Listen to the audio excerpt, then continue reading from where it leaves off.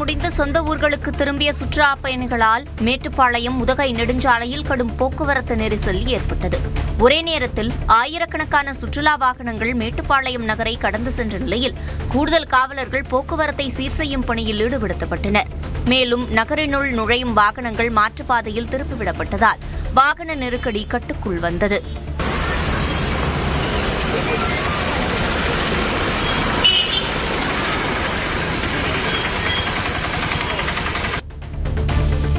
திருமயம் அருகே பூமீஸ்வர சுவாமி கோயிலில் ஆனி மாத பிரம்மோற்சவ 5 தேரோட்டம் வெகு விமர்சையாக நடைபெற்றது. புதுக்கோட்டை மாவட்டம் கானப்பேட்டை பகுதியில் அமைந்துள்ள பூமீஸ்வர சுவாமி கோயில் திருவிழாவில் விநாயகர் தேரை தொடர்ந்து முருகன், பூமீஸ்வர சுவாமி, பிரம்ம வித்யாம்பாள், சண்டிகேஸ்வரர் சுவாமிகள் எழுந்தருளிய தேர்களை பக்தர்கள் இழுத்துச் சென்றனர். இதில் பிரம்ம வித்யாம்பாள் தேரை பெண் பக்தர்கள் மட்டும் வடம் பிடித்து இழுத்தனர்.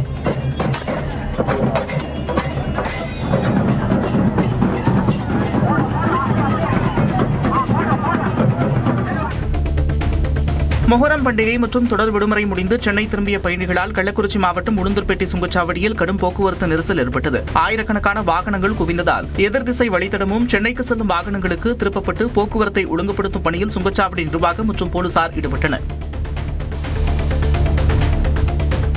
விருதுநகர் மாவட்டம் சாத்தூர் அருகே பட்டாசு ஆலையில் ஏற்பட்ட பயங்கர வெடிவிபத்தில் 10க்கும் மேற்பட்ட அறைகள் இடிந்து தரைமட்டமாகின. மூர்த்திநாயக்கன்பட்டியில் சீனி என்பவருக்கு சொந்தமான பட்டாசு ஆலையில் திடீரென பயங்கர வெடிவிபத்து ஏற்பட்டது. சுமார் 2 மணி நேரமாக தொடர்ச்சியாக பட்டாசுகள் வெடித்து சிதறியதால் மீட்புப் பணிகளை மேற்கொள்ள முடியாமல் தொய்வு ஏற்பட்டது. விடுமுறை நாள் என்பதால் பட்டாசு ஆலையில் தொழிலாளர்கள் இல்லாததால் பெரும் உயிர் சேதம் தவிர்க்கப்பட்டது.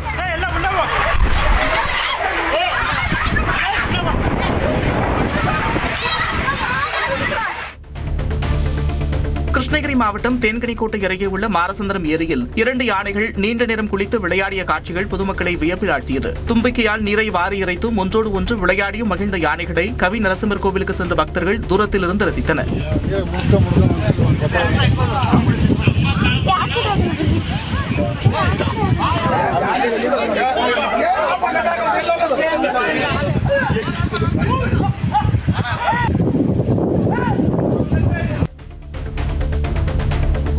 தூத்துக்குடி மாவட்டம் கோவில்பட்டியில் நடைபெற்ற மாநில அளவிலான மின்னொளி கைப்பந்து போட்டியில் கன்னியாகுமரி அணி சாம்பியன் பட்டத்தை தட்டிச் சென்றது. தமிழ்தாசன் நினைவு கைப்பந்து கழகம் சார்பில் நடைபெற்ற மாநில அளவிலான மின்னொளி கைப்பந்து போட்டியில் மொத்தம் 66 அணிகள் கலந்து கொண்டன. இதன் இறுதிப் போட்டியில் கன்னியாகுமரி சஞ்சய் பிரதர்ஸ் அணியும் கோவில்பட்டி தமிழ்தாசன் நினைவு கைப்பந்து கழகம் அணியும் மோதியதில் 30க்கு 26 என்ற புள்ளி கணக்கில் கன்னியாகுமரி அணி வெற்றி பெற்றது.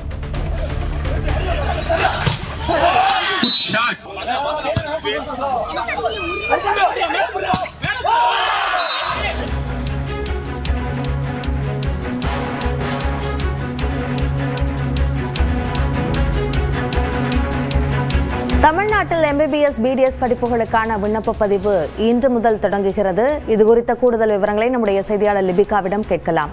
லிபிகா, விண்ணப்ப அவகாசம் எதுவரை கொடுக்கப்பட்டுள்ளது? அபிநயா 2026-27 கல்வியாண்டில் மருத்துவம் மற்றும் பல் மருத்துவ படிப்புகளை சேர்வதற்கான இணையவழி விண்ணப்பம் என்பது இன்று காலை நண்பகல் 12 மணிக்கு தொடங்குகிறது. இதற்கான இணையதள விண்ணப்ப பதிவு அப்படிங்கிறது மருத்துவ கல்வி மற்றும் ஆராய்ச்சி இயக்ககம் தெரிவித்திருக்கின்றது. குறிப்பாக ஏற்கனவே நீட் தேர்வு என்பது தொடர்ந்து நடைபெற்று முடிந்திருக்கக்கூடிய நிலையில் MBBS மற்றும் BDS உள்ளிட்ட படிப்புகளில் இளநிலை படிப்புகளில் சேருவதற்கான இந்த விண்ணப்பம் என்பது தொடங்க இருக்கின்றது. தமிழ்நாடு அரசு மருத்துவம், பல் மருத்துவ கல்லூரிகள், அதே போன்று சுயநிதி மருத்துவம், பல் மருத்துவம் மற்றும் மாநில தனியார் பல்கலை மருத்துவ கல்லூரிகள், பல் மருத்துவ உள்ளிட்ட பல்வேறு இடங்களிலும் இந்த இணையதள வசதி அப்படிங்கிறது இன்று தொடங்கப்பட இருக்கின்றது. விண்ணப்பத்தினுடைய கடைசி தேதி அப்படிங்கிறது பின்னர் அறிவிக்கப்படும் எனவும் தற்போது மருத்துவ கல்வி மற்றும் ஆராய்ச்சி இயக்ககம் தெரிவித்திருக்கின்றது. இணையதள வசதி மூலமாக இன்று நண்பகல் 12 மணி முதல் இதை விண்ணப்பம் செய்யலாம் எனவும் தற்போது தெரிவிக்கப்பட்டிருக்கின்றது. விவரங்களுக்கு நன்றி லிபிகா.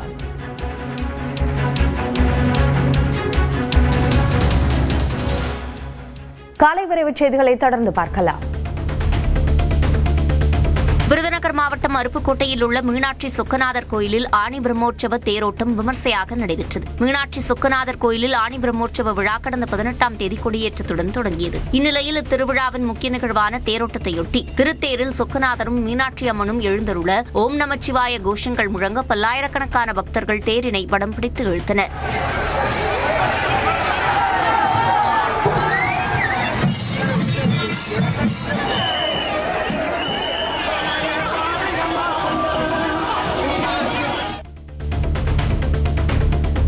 ராணிப்பேட்டை மாவட்டம் அரக்கோணம் ரயில் நிலையத்தில் தண்டவாள மேம்பாட்டுப் பணிகளில் 80% நிறைவடைந்திருக்கும் நிலையில் நேற்று முதல் நடைமேடை எண்கள் மாற்றப்பட்டுள்ளன.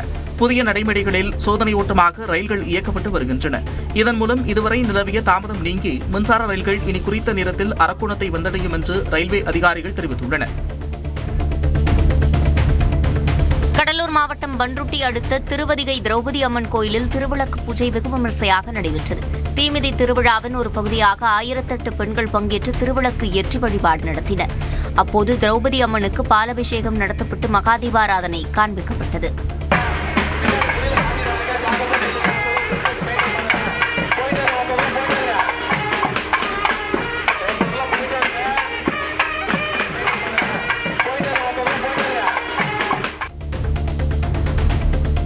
விழுப்புரம் மாவட்டம் திண்டிவனம் அருகே கேணிப்பட்டு பகுதியில் சென்னை திருச்சி தேசிய நெடுஞ்சாலையில் சென்ற காரின் முன்பக்க டயர் வெடித்ததால் கார் கட்டுப்பாட்டை இழந்து சாலையில் கவிழ்ந்தது.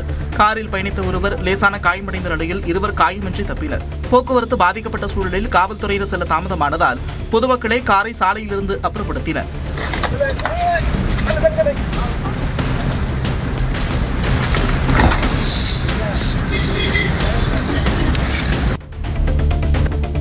திராவிடர் கழக தலைவர் கி வீரமணியை இந்து சமய அறநிலையத்துறை அமைச்சர் ரமேஷ் சந்தித்து பேசினார்.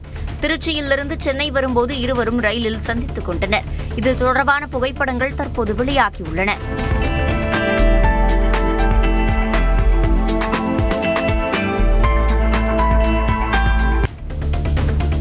புதுச்சேரியில் 60 பேர் மட்டுமே செல்ல அனுமதிக்கப்பட்ட சுற்றுலா படகில் 146 பேரை ஏற்றி கடலுக்குள் அழைத்து சென்றதாக புகார் எழுந்தது.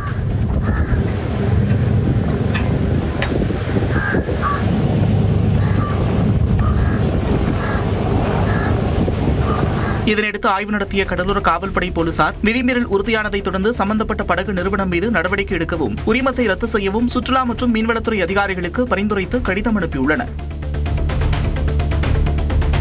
கோவை மாவட்டம் மேட்டுப்பாளையம் அருகே 3 குட்டை மலை கிராமத்தைச் சேர்ந்த 62 வயதான கூலி தொழிலாளி வெள்ளையங்கிரி சிறுத்தை தாக்கி உயிரிழந்தார். அவரது உடல் வனப்பகுதியில் சிதைந்த நிலையில் மீட்கப்பட்டதால் கிராம மக்கள் அச்சமடைந்துள்ளனர். இந்த சம்பவம் குறித்து காவல்துறையும் வனத்துறையும் விசாரணை நடத்தி வருகின்றன. இந்நிலையில் அட்டகாசம் செய்து வரும் சிறுத்தையை உடனடியாக கூண்டு வைத்து பிடிக்கவும் உயிரிழந்தவரின் குடும்பத்திற்கு நிவாரணம் வழங்கவும் கிராம மக்கள் வலியுறுத்தியுள்ளனர்.